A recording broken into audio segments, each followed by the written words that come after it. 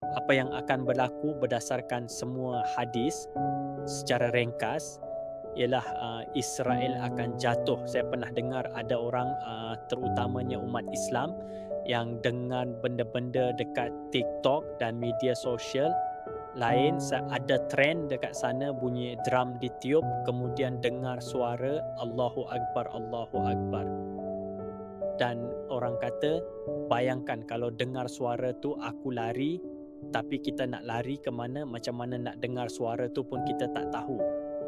Dan siapa mereka tu sebenarnya? Ramai juga tanya saya sekarang, ini tanda Mahdi ke? Mahdi dah keluar ke? Dajjal hidup ke sekarang? Ini ke akhir zaman?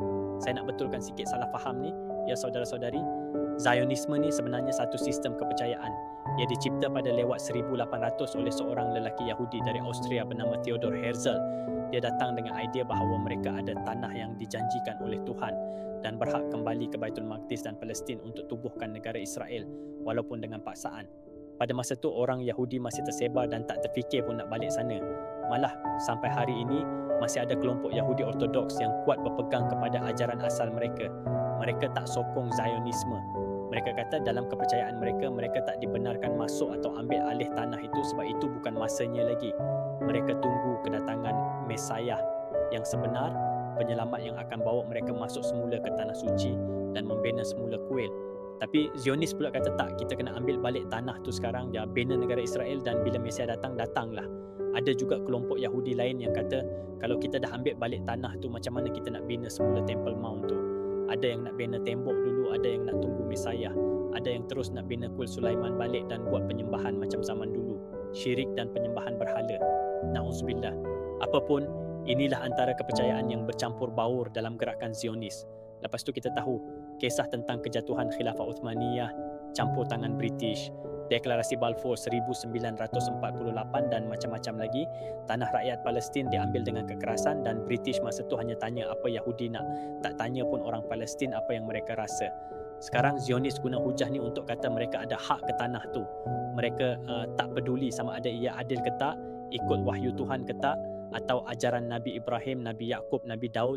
Mereka cuma kata ini darah keturunan kami. Tapi kalau ikut DNA, dalam banyak kajian orang Palestin dan Yahudi sebenarnya berasal dari satu keturunan yang sama, Canaanite, bahkan orang Lebanon pun. Jadi kalau nak ikut darah keturunan, semua ada hak ke tanah tu. Tapi masalahnya mereka nak paksa orang lain ikut kepercayaan mereka. Inilah yang kita tengok sekarang. Saya tak nak masuk dalam politik sangat, tapi kita tengok situasi semasa di Baitul Maqdis dan negara Israel sekarang. Orang tanya lagi, adakah ni tanda Mahdi, Dajjal, akhir zaman? Saya nak jelaskan, tak ada satu pun dalam Quran atau hadis sahih, hatta yang lemah pun, yang kaitkan situasi sekarang di Palestin dengan kemunculan Mahdi. Mahdi akan muncul nanti, tapi bukan sekarang. Bukan sebab kejatuhan Israel sekarang. Tapi Allah janji akhir sekali bumi ini milik orang bertakwa. Ini semua proses kejatuhan itu akan datang insya-Allah. Tapi bukan sekarang. Sekarang kita masih dalam fasa perjuangan dan kita lihat sekarang PR, public relations menentang penjajahan tu semakin kuat, terutama dengan media sosial. Ini juga satu bentuk jihad menyampaikan kebenaran. Mahdi akan muncul ketika Israel dah pun jatuh. Dalam hadis dikatakan Nabi Isa AS akan turun dekat Masjid Putih di Damsyik dan dia akan solat di belakang seorang pemimpin umat Islam, iaitu Mahdi.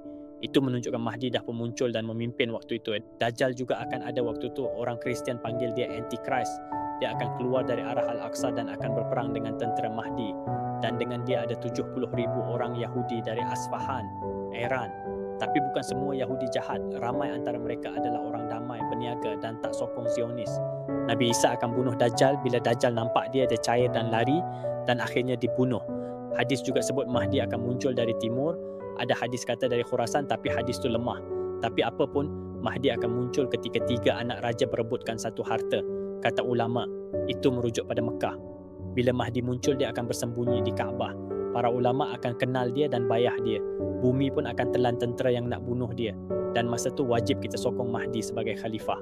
Semua yang lain-lain tu kita tak boleh sahkan sepenuhnya.